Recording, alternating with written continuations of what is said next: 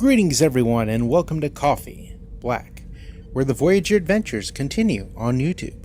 I'm your host, Captain G, and this is the channel where we talk anything and everything Star Trek Voyager related, from news, reviews, and more.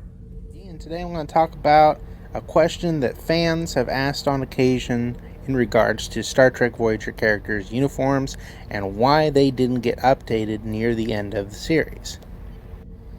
Now, for anyone who is currently watching Voyager for the first time and hasn't gotten past Season 4, I'm giving you a small spoiler warning here because part of my explanation will require me to talk about events that happen in the series. So you have been warned.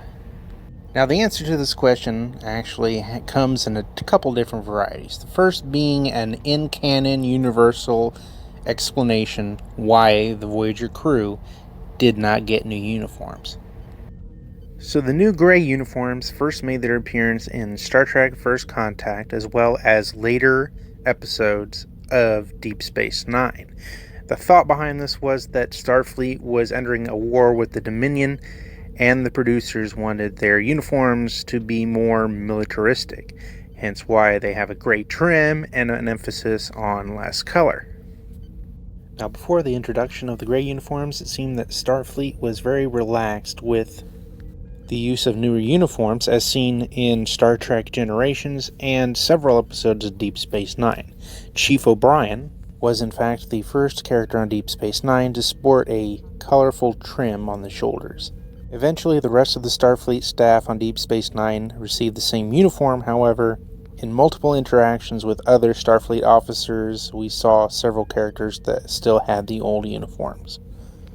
Now, eventually, by the fourth season, Voyager was in contact with Starfleet, and they did have an opportunity to receive design specs for new uniforms.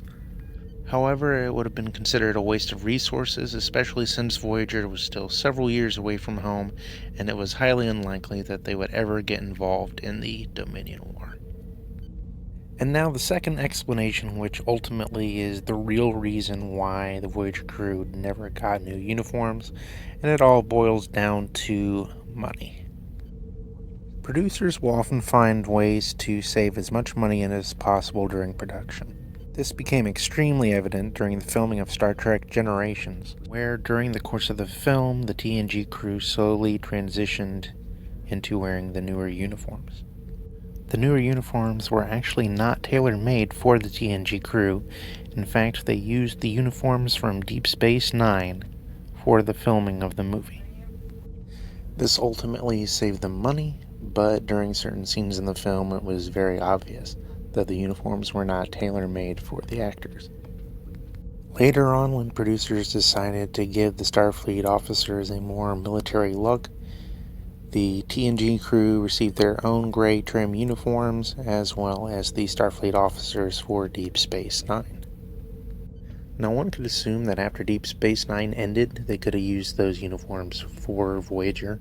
However, the Deep Space Nine cast only had 5 Starfleet officers, while Star Trek Voyager had 7 Starfleet officers, so there would not have been enough uniforms to use. Also, take into account that Voyager had a lot of extras in the background, specifically mess hall scenes where they like to use multiple people in the background. So ultimately, taking into account the number of main cast members plus all the extras that were used on Star Trek Voyager, there just weren't enough gray uniforms from Deep Space Nine or the movies to cover the entire crew.